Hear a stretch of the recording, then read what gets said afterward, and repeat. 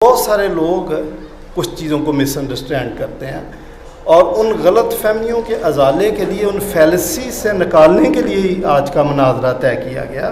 کچھ لوگ کہتے ہیں کہ یہ فضل کا دور ہے، تو فضل کا دور ہمیشہ سے ہی ہے۔ میں نے یہ کبھی نہیں کہا کہ ابھی فضل کا دور ہے تو پہلے نہیں تھا۔ آدم جب ننگا تھا اس کو چمڑے کا لباس دیا گیا، خدا نے دیا، یہ فضل ہی کی وجہ سے ہوا۔ قائن ایک قاتل تھا لیکن اس نے خدا سے استدعا کی کہ مجھے کوئی نشان دیا جائے، اس کو خدا نے نشان دیا، یہ اس کی فضل کی علامت ہے۔ اور خدا نے ایک رین بو فضا میں دکھائی دی کہ اس کے بعد جب بھی کبھی طوفان پانی کا آئے گا تو میں اس رین بو کی وجہ سے اپنے اس عہد کو یاد کروں گا، یہ اس کا فضل تھا۔ 10 کمانڈمنٹس خدا نے دیے کہ یہ ایک مینول کے طور پر استعمال کریں، یہ خدا کا فضل تھا۔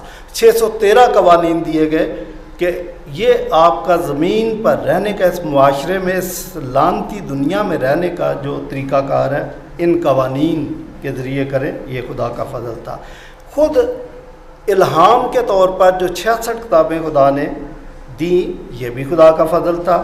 سیکریفیشل سسٹم انسان کو دیا کہ گناہ کر دیا لیکن آپ کے پاس ایک بچت کا طریقہ دے دیا گیا کہ برے کی قربانی کرے، آپ کا گناہ معاف ہوگا، یہ خدا کا فضل تھا۔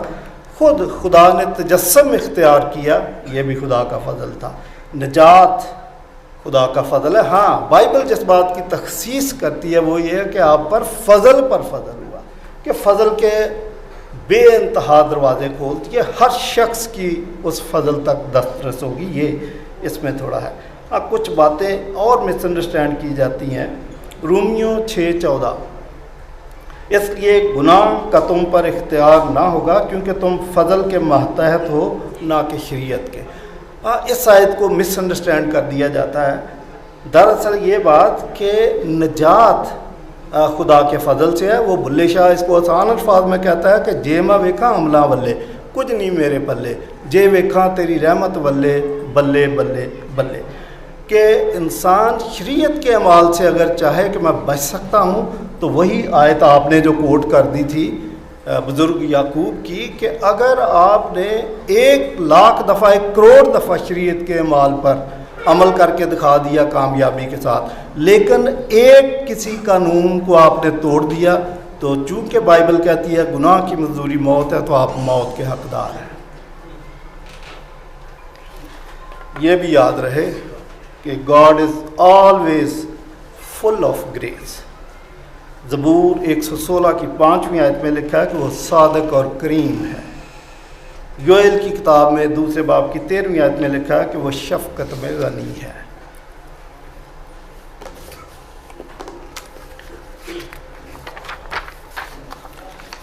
ان قوانین کو علماء نے 3 حصوں میں تقسیم کیا، بلکہ 4 حصوں میں۔ ایتھیکل لاز، ان کو مورل پرنسپلز بھی کہتے ہیں، جیسے یہ سیکس کے متعلق کہ کس سے شادی کر سکتے ہیں کس سے نہیں، یا یہ سارے 10 کمانڈمنٹس، یہ سب ایتھیکل لاز میں آتے ہیں۔ سیوک لاز یا سول لاز، جیسے پراپرٹی رائٹس ہیں، شہر میں کیسے رہنا ہے، اور چوری ہے، مرڈر ہے، اس کی کیا سزائیں ہیں۔ سیریمونیل لاز، سیکریفیشل سسٹم، اور فیسٹیولز، اور رول آف لیوائٹس، کہ لاویوں کا، کاہنوں کا رول کیا تھا، انہوں نے کیسے کام کرنا تھا، ٹیبرنیکل کے اندر کیسے کام کرنا تھا۔ چوتھی شریعت کی جو قسم ہے وہ ہے یہودی روایتیں، جن کو تو یسوع مسیح نے یکسر رد کر دیا تھا۔ شریعت کی اہمیت سمجھنے کی کوشش کریں، کیونکہ بہت زیادہ مس انڈرسٹینڈ کیا جاتا ہے۔ آپ نے اشارہ بھی دے دیا کہ جی کرسچینٹی یہ سوچتی ہے 2000 سال سے، ایسا نہیں ہے۔ میں سمجھتا ہوں کہ یہ ڈس انفارمیشن ہے، اور انفارمیشن آپ نے لینی ہے تو کسی کرسچن کے پراپر شخص سے انفارمیشن لیں۔ ایک پرنسپل صاحب سے کالج کے مجھ سے بات کی تو جتنی بھی باتیں تھیں ساری انہوں نے رانگ انفارمیشن پہ کر دی۔ تو میں نے کہا آپ کس سے پوچھتے ہیں؟ کہہ رہے ادھر ایک مالی کام کرتا ہے جس سے میں پوچھتا ہوں۔ میں نے کہا سرکار آپ نے ٹرپل ایم اے کیا اور کرسچینٹی کی معلومات آپ لے رہے ہیں مالی سے، تو آپ بھی فیس بک سے میرا خیال معلومات لے لیتے ہیں، اور وہ ساری تقریر آپ نے ادھر جھاڑ دی۔ آپ کسی پراپر شخص سے پوچھیں وہ آپ کو بتائے گا. اور آج کی نشست کا اہتمام بھی اسی لیے کیا گیا تھا کہ دونوں لوگ ہیں وہ بیان کریں گے. اچھا 10 کمانڈمنٹس کے بارے میں یا اس قسم کے جو ایتھیکل لاز ہیں ان کے بارے میں بتاؤں کہ they express God standards of رائچسنس، کہ خدا کی جو راست بازی اس کی پاکیزگی ہے اس کے بارے میں بتاتے ہیں. اور جو خدا کی پاکیزگی ہے، خدا تو کہتا ہے کہ میں چونکہ پاک ہوں لہذا تم بھی پاک بنو، تو خدا کی پاکیزگی بدل نہیں سکتی، منسوخ نہیں ہو سکتی، وہ ہمیشہ ایک ہی ہے، اس کے بنائے ہوئے قوانین ختم نہیں ہوتے. اولڈ ٹیسٹامنٹ کی شریعت ہمیں بہت سخت قوانین نظر آتے ہیں، اس کی وجہ کہ خدا نے ایک اسپیشل نیشن چنی تھی بنی اسرائیل، اور چونکہ مسیحا جو دنیا کا نجات دہندہ اس اسپیشل نیشن میں آنا تھا، اس لیے اس قوم کو خدا انتہائی پاکیزہ اور آئیڈیل دیکھنا چاہتا تھا، اس لیے ان کے لیے قوانین بھی خدا نے سخت ترین رکھے. Moral laws are direct commands of God, اور پھر ہے کہ moral laws reveal the will end nature of God. شریعت مسیح تک، یہ بتا رہا ہوں کہ شریعت کی اہمیت کیا ہے. شریعت مسیح تک پہنچانے میں ہماری استاد بنی تاکہ ہم ایمان سے راست باز ٹھہرائے جائیں، غلطیوں 3 باب کی 24 آیت. مگر ہم جانتے ہیں کہ شریعت اچھی ہے بشرطے کہ کوئی اسے شریعت کے طور پر کام میں لائے. شریعت بری نہیں ہے. اور ایک تو اور جگہ پر بھی مسیح یسوع نے یہ بات کی ہے، 1 تیموتھیوس 1:8. پس شریعت پاک ہے اور حکم بھی پاک اور اچھا ہے، رومیوں 7 باب کی 12 آیت. خداوند کی شریعت کامل ہے، وہ جان کو بحال کرتی ہے، زبور 19 کی 7 آیت.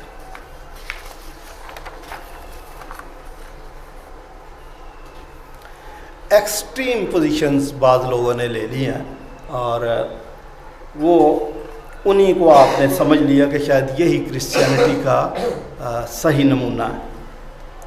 ایک گروپ ہے جو کہتا ہے کہ شریعت سرے سے منسوخ ہے، یہ درست انٹرپریٹیشن نہیں ہے بائبل کی. اور دوسرا گروپ کہتا ہے کہ شریعت 100% لاگو ہے ابھی تک، یہ بھی درست انٹرپریٹیشن نہیں ہے. بتاتا ہوں جو یہ لوگ کہتے ہیں کہ شریعت سرے سے منسوخ ہے، نہیں، بائبل نیک مال پر زور دے رہی ہے. جب نیک مال پر زور دے رہی ہے تو اس کا مطلب وہ شریعت کے اعمال ابھی تک ان کو سٹینڈرڈ کے طور پر لیا جا رہا ہے. تمہاری روشنی آدمیوں کے سامنے چمکے، متی 5 باب کی 16 آیت. ہمیں نیک اعمال کے لیے خلق کیا گیا، افسیوں 2 باب کی 10 آیت. اعمال کے بغیر ایمان مردہ، یعقوب کا خط 2 باب کی 17 آیت. بھلائی اور سخاوت کرنا نہ بھولو، عبرانیوں 13 باب کی 16 آیت. ہم نیک کام کرنے میں کبھی بھی ہمت نہ ہارے، غلطیوں 6 کی 9. بس جو کوئی بھلائی کرنا جانتا ہے اور نہیں کرتا یہ اس کے لیے گناہ ہے، یعقوب 4 باب کی 17 آیت. اور مسیح کی جو عدالت ہوگی اس میں بھی آپ یہ دیکھیں کہ انہی نیک اعمال کی بات پرس کی ہوگی. مسیح یسوع کہیں گے کہ میں تمہارے پاس آیا تو میں ننگا تھا، تم نے مجھے کپڑا نہیں پہنایا، میں بھوکا تھا، تم نے مجھے کھانا نہیں کھلایا، میں بیمار تھا، تم نے میری خبر گیری نہیں کی، میں جیل میں تھا، تم میرا پتہ کرنے دیا. تو یہ نیک مال کو بائبل نے کہیں بھی رد نہیں کیا.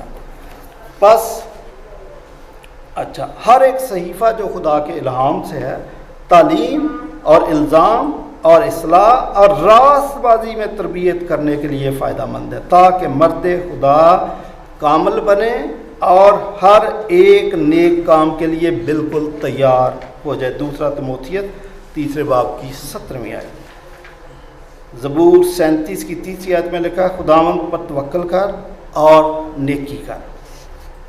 اب جو دوست کہتے ہیں کہ شریعت 100% لاگو ہے ابھی تک، یہ بھی ایکسٹریم پوزیشن ہے، یہ بالکل درست تعلیم نہیں ہے، اس کو سمجھنے کی ضرورت ہے.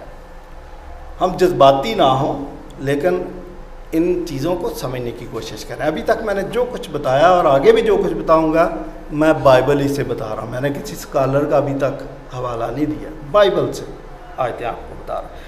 استثناء 22 باب میں جب شادی ہوتی ہے تو فرسٹ نائٹ پہ ان کے لیے لازم ہے کہ وائٹ چادر نیچے بچھائی جاتی تھی، اور یہ اس لڑکی کی پاکیزگی کا ثبوت تھا۔ تو میں پوچھنا چاہوں گا جو کہتے ہیں کہ جی 100% شریعت لاگو ہے، کیا وہ یہ چادر والی رسم ابھی تک بچھاتے ہیں، اس پہ عمل کرتے ہیں؟ اچھا، پھر احبار 19 میں لکھا ہے کہ ملے جلے تار کا کپڑا نہیں پہن سکے۔ ابھی تو میں یہ دیکھتا ہوں کہ بہت ہی کو کم ہے جس نے 100% کاٹن پہنا ہو، ادروائز مکس کپڑا پہنتے ہیں۔ یہ بائبل، یہ شریعت کے خلاف ہے، اب نہیں کر سکتے ایسا۔ اگر کر رہے ہیں تو اس کا مطلب 100% عمل نہیں کر سکتے۔ ہیکل ختم ہوگی، 2000 سال ہو گیا ہیکل دوبارہ بنی نہیں ہے، سن 70 میں تباہ ہوئی تھی۔ 202 قوانین ہیکل سے متعلقہ ہے، وہ تو آپ کر ہی نہیں سکتے۔ کیسے کر رہے ہیں؟ کیسے آپ کہہ سکتے ہیں کہ ہم 100% شریعت پر عمل کر رہے ہیں؟ 202 قوانین جو ہیکل سے متعلقہ ہے نہیں کر رہے آپ۔ اچھا، پھر کلسیوں دوسرے باب کی 16ویں آیت، بس کھانے پینے یا عید یا نئے چاند یا سبت کی بابت کوئی تم پر الزام نہ لگائے۔ 5ویں بات اسی طریقے سے کہ 3 عیدیں، عید خیام، عید فصح، عید پینتیکوست، یہ تو یروشلم میں منائی جاتی تھی، یروشلم سے باہر آپ منا نہیں سکتے تھے۔ یہ اسی طرح جس طرح ہمارے مسلمان بھائی حج کرنا چاہیں تو کہیں جی ہم رائمنڈ میں حج کر لیں، نہیں ہو سکتا۔ حج کے لیے آپ کو کہاں جانا پڑے گا؟ سعودی عرب جانا پڑے گا۔ تو یہ عیدیں آپ اپنے گھر میں کیسے منا لیتے ہیں؟ پہلی بات تو ادھر منا نہیں سکتے، اور وہاں جا کے منانی چاہیے، اور جہاں جا کے منانی ہے وہاں ہیکل بھی نہیں ہے، تو بہت مشکل ہے۔ اخلاقی شریعت ناقابل تنسیخ ہے، یہ میں نے شروع میں بھی بتا دیا کہ یہ خدا کی ذات کا عکس ہے۔ تو مثلا خدا نے اگر اولڈ ٹیسٹامنٹ میں کہہ دیا تھا کہ زنا نہ کرنا، تو کیا نیو ٹیسٹامنٹ میں زنا کی اجازت ہے؟ نیور۔ مسیح یسوع نے کہا کہ تم نے تو کسی کو بری نظر سے دیکھ بھی لیا تو گویا اس کے ساتھ زنا کر لیا، تو اس کا مزید ایکس رے کر کے بتا دیا۔ تو اخلاقی قوانین کبھی منسوخ نہیں ہو سکتے۔ تھامس ایکوینس، بزرگ تھامس ایکوینس کہتا ہے کہ اخلاقی قوانین کبھی ختم نہیں ہوتے۔ اچھا، 3 fold use of law scholars کہتے ہیں۔ نمبر 1 کہ پولیٹیکل لا اخلاقی قوانین کی بنیاد پر سیاست میں اچھے برے قوانین ملکوں میں جو بنائے جاتے ہیں۔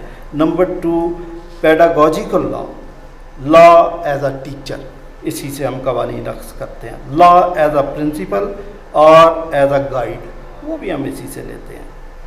پھر گریٹسٹ کمانڈمنٹ جو یسوع مسیح نے بتایا تھا وہ تھا کہ اپنے پڑوسی سے اپنے برابر محبت رکھ۔ تو جب یہ بات کی تو لو کو لا سے ثابت کیا، یہ قانون اولڈ ٹیسٹامنٹ میں موجود تھا۔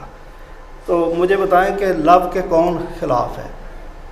تو یہ قانون ہی ہے۔ پھر ethical laws are expression of God's own character, خدا کے کردار کو ظاہر کرتے ہیں، اور خدا کا کردار جو ہے یہ ہم بدل نہیں سکتے کہ جی اب خدا نے اپنا کردار بدل لیا، نیور۔ مسیح یسوع کے الفاظ میں چند باتیں کہ آسمان اور زمین ٹل سکتے ہیں لیکن میری باتیں ہرگز ہرگز نہ ٹلے گی۔ پھر میں شریعت کو منسوخ کرنے نہیں بلکہ پورا کرنے آیا ہوں۔ مسیح نے بعض قوانین کا ایکس رے بھی کر دیا، جیسے زنا والی بات میں نے آپ کو بتا دی ہے۔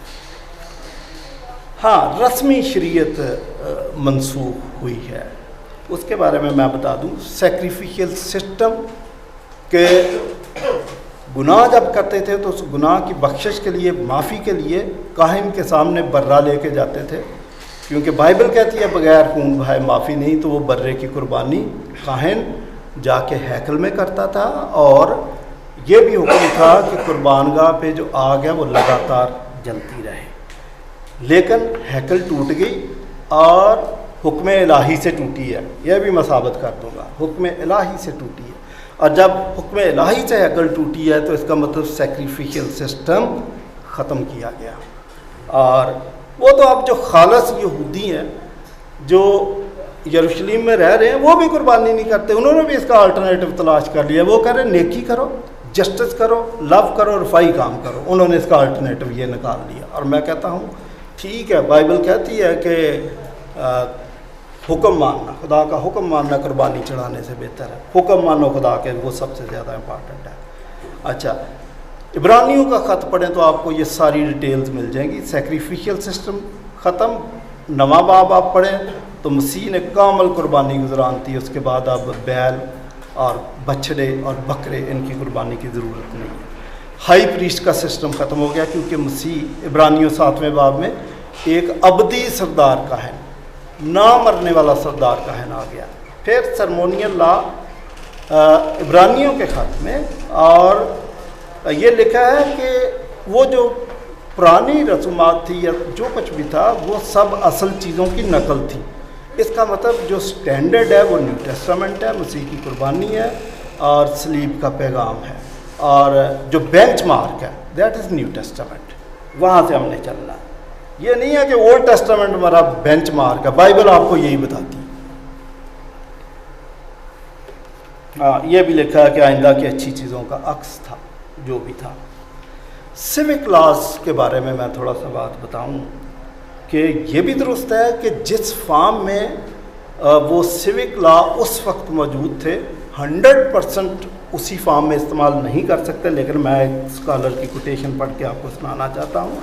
Because modern society and culture are so radically different from the time and setting, all these guidelines cannot be followed specifically, but the principles behind the commandments are timeless and should guide our conduct. उनके पीछे जो principal है, उनकी जो spirit है, वो हमें अब भी गाइड करता है। तो ये चीज़ें हैं। इसराइली सोसाइटी के मुतल्लिक भी आप समझ लें, जब तक आप इसराइली सोसाइटी का फैब्रिक, उनका कंटेंट, उनका रवैया, सारा उनका सेटअप नहीं समझते।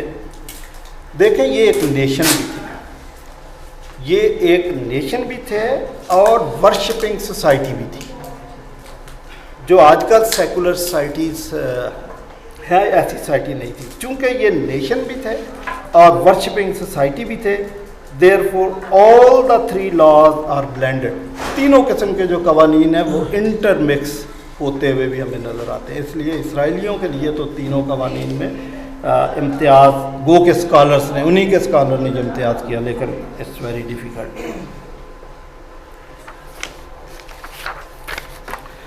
और जो कन्फ्यूजन होता है, जो याकूब के ख़त, बुज़ुर्ग याकूब की कोटेशन पढ़ी गई, इस कन्फ्यूजन को भी दूर कर लें। इमाल और ईमान को जब हम कंफ्यूज कर देते हैं, इसको समझ लें। रूमियों का ख़त न्यू टेस्टामेंट में कहता है कि रास्तबाज ईमान से जीता रहेगा या रास्तबाज ईमान से हेवन में जाएगा, इमाल के वसीले नहीं जाएगा। और यही बात ओल्ड टेस्टामेंट में हबकूक की किताब में लिखी है कि सादिक ईमान से जीता रहेगा, कि रास्तबाज ईमान से हमेशा की ज़िंदगी एवरलास्टिंग लाइफ पा सकता है, इमाल से नहीं। दोनों टेस्टामेंट में एक ही बात है। याकूब की बात जो आप कह रहे हैं दूसरे बाब की 10वीं आयत में, कि जिसने सारी शरीयत पर अमल किया और एक ही बात में ख़ता की, वो सब बातों में कसूरवार ठहरा। यही बात की पॉइंट है, इसको समझने की कोशिश करें कि चोरी करना गुनाह है। आपके पास 1 लाख मौका था, आपने चोरी नहीं की, लेकिन आपने एक दफ़ा चोरी कर लिया, बहक गए। तो याकूब कहता है कि अगर आपने एक दफ़ा गलती कर ली तो आप सारी शरीयत में कसूरवार ठहर गए। एक मिसाल दे देता हूँ कि एक शख्स है, उसको सज़ाए मौत, हाँ, एक में भी आपने गलती कर ली तो गुनाह की मजदूरी मौत है। आपने एक डाकू है या चोर है, जो भी है, उसको सज़ाए मौत दे दी गई है, मुजरम है, और उसके मुंह पे काला कपड़ा चढ़ाया हुआ, वो तख्तादार की तरफ जा रहा है। रास्ते में कोई शख्स आता है, वो 1 करोड़ रुपए का चेक काट के उसकी जेब में डाल देता है। उसको कोई फ़ायदा है? उसका कुछ फ़ायदा नहीं, कि उसको थोड़ी देर बाद उसको हैंग कर दिया जाएगा। इसलिए आपकी 1 करोड़ नेकियों का कोई फ़ायदा नहीं अगर एक गलत काम की वजह से आपको सज़ाए मौत मिल जाए। इस बात को, इसलिए इमाल की बदौलत, अच्छा इस बात को समझें बड़े गौर से, इमाल को बाइबल रद्द नहीं कर रही, ना इनको गलत कह रही है, लेकिन बाइबल कह रही है कि इमाल की बुनियाद पर आप जन्नत नहीं हासिल कर सकते, वो आप करेंगे ईमान की वजह से। ईमान कैसे? کیونکہ گناہ کی مزدوری موت ہے مگر خدا کی بخشش ہمارے خداوند یسوع مسیح میں ہمیشہ کی زندگی ہے۔ رومیوں کی یہ آیت ہے کہ گناہ کی مزدوری موت ہے، بغیر خون بہائے معافی نہیں ہے، لیکن کفارے کے نظریے کی وجہ سے اولڈ ٹیسٹامنٹ میں سیکریفیشل سسٹم میں دی گئی فیسلٹی کی وجہ سے، اس سسٹم، اس نظام کی وجہ سے مسیح یسوع نے آپ کے گناہوں کی خاطر صلیب پہ کفارے کی موت قبول کر۔ اب اگر آپ اپنے گناہوں کی معافی چاہتے ہیں تو آپ کہیں کہ مجھے مرنا چاہیے تھا، خدایا تیرا کرم، تیرا فضل، تیرا رحم ہے کہ تو نے مسیح یسوع کو میری خاطر کفارے کی وجہ سے صلیب پر دیا، بلکہ ٹو بی مور کریکٹلی کہ مسیح یسوع نے خود اپنے آپ کو پیش کیا۔ ہم نے ایمان یہ رکھنا ہے کہ اگر مسیح کفارہ نہ دیتا تو آج ہم مارے گئے تھے۔ جس طرح بالکل اولڈ ٹیسٹامنٹ میں اگر برہ قربان کرنے کی فیسلٹی خدا نہ دیتا، سیکریفیشل سسٹم نہ بناتا، کاہن اس کو دیکھ کے قبول نہ کرتا تو آپ مارے گئے تھے، آپ کا خون بہنا تھا۔ یہ ہمارا ایمان ہے کہ ہم معافی مانگتے ہیں کہ آئندہ کو گناہ نہیں کریں گے، اور ہم توبہ کرتے ہیں، ہمیں ہمارے گناہ معاف کیے جائے، ہم خدا کی اس محبت کی قدر کریں گے اور آئندہ راست بازی کے ساتھ اس کے ساتھ چلیں گے۔ اور ایک اور بات بتاؤں، پہلے تیموتھیوس میں پہلے باب کی 9ویں آیت میں لکھا ہے کہ شریعت راست بازوں کے لیے ہے ہی نہیں، یہ گناہ گاروں کے لیے، یہ خونیوں کے لیے، یہ زانیوں کے لیے، یہ چوروں کے لیے، یہ گناہ گاروں کے لیے۔ چلے وہ بھی اس کی بھی تفصیل اگر ضرورت پڑے گی تو ضرور بتائیں گے۔ ٹرانزیشن پیریڈ کو میں سمجھانا چاہوں گا، کیونکہ ٹرانزیشن پیریڈ ہے کیا کہ جو فرسٹ بروڈ آف کرسچن تھی، they are all from Jewish back ground, کہ جو سب سے پہلے لوگ مسیحی ہوئے ہیں وہ 3000 تھے یا 120 کی جماعت تھی، یا اس کے بعد بھی 5000 آئے یا دن بدن آ رہے تھے، they are all from Jewish back ground. وہ چونکہ یہودی پس منظر، یہودی سوچ ساتھ لے کے آئے تھے، تو ایسا نہیں ہے کہ ہم نے کوئی سوئچ بدل دیا، ان کی زندگی ٹرانسفارم ہونے میں ٹائم لگا، ٹرو کرسچن بننے میں ٹائم لگا۔ اس کی ان کی مجبوریاں بھی تھیں، مثلا نیو ٹیسٹامنٹ تو اس وقت لکھا نہیں گیا تھا۔ یہ سب کچھ جو ہوا یہ 30 سال یا 20 سال کا عرصہ ہے، یہ میں اندازے سے بتا رہا ہوں۔ اس کو ہم کہتے ہیں ٹرانزیشن پیریڈ۔ اس میں نیو ٹیسٹامنٹ ان کے پاس نہیں تھا، یہ کرسچن ہونے کے بعد بھی اولڈ ٹیسٹامنٹ پڑھ رہے تھے اور چرچز کے اندر زبوری گاتے تھے، اور کیا کہتے ہیں کہ سم ٹائم یہ عبادت کے لیے ہیکل میں جانے کی کوشش کرتے تھے۔ یہی وہ پیریڈ ہے ٹرانزیشن پیریڈ جن میں آپ کو نظر آئے گا کہ ایک ہی شخص کا بپتسمہ بھی ہو گیا اور اس کا ختنہ بھی ہو گیا، بیکاز آف ٹرانزیشن پیریڈ، کہ اس وقت وہ اپنی شکل، اپنی حیت، اپنے کردار کو ٹرانسفارم کر رہے تھے۔ لیکن انطاکیہ کے اندر جا کر یا روم کے اندر جا کر یا ویسٹ کے اندر جا کر وہ کرسچن اس قسم کے نہیں تھے، وہ ان کی ایک اسپیشل آئیڈینٹی تھی۔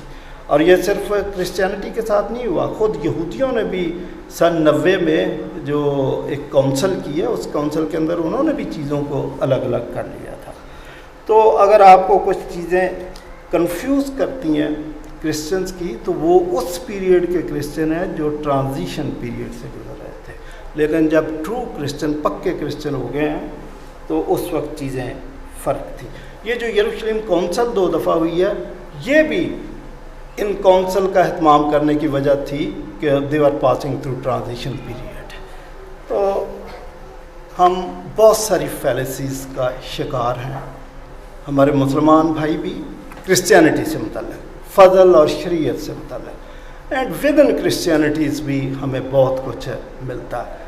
میں دوبارہ یہ بات کہوں گا، میں اس کو ری ایٹریٹ کروں گا کہ بعض لوگ کرسچن بھی کہتے ہیں جی ساری کی ساری شریعت ختم، ہمارا اس سے کوئی تعلق نہیں ہے۔ نہیں، یہ بات درست نہیں ہے۔ اور جو کہتے ہیں کہ ہمارے دوست کہتے ہیں کہ نہیں 100% شریعت اسی طرح لاگو ہے اور 100% پر عمل کرنا ہے، یہ بھی جذباتی ہو جاتے ہیں۔ تو بائبل کو اسی طرح سمجھنا ہے جس طرح مسیح یسوع نے، رسولوں نے ہمیں سمجھایا، جس طرح ہماری تاریخ کے اندر، ہماری کونسلز کے اندر ڈیسیجنس ہوئے۔ تو یہ سب کچھ کرنا ہے، اور اینڈ میں میری آپ سے یہی درخواست ہے کہ اگر آپ فضل اور شریعت کے تعلق کو سمجھ جائیں اور خدا کے فضل کو بھی درست طریقے سے سمجھ جائیں، ایمان کی ڈیفینیشن کو سمجھ جائیں، تو آپ دائرہ نجات میں داخل ہو سکتے ہیں۔ God bless you all.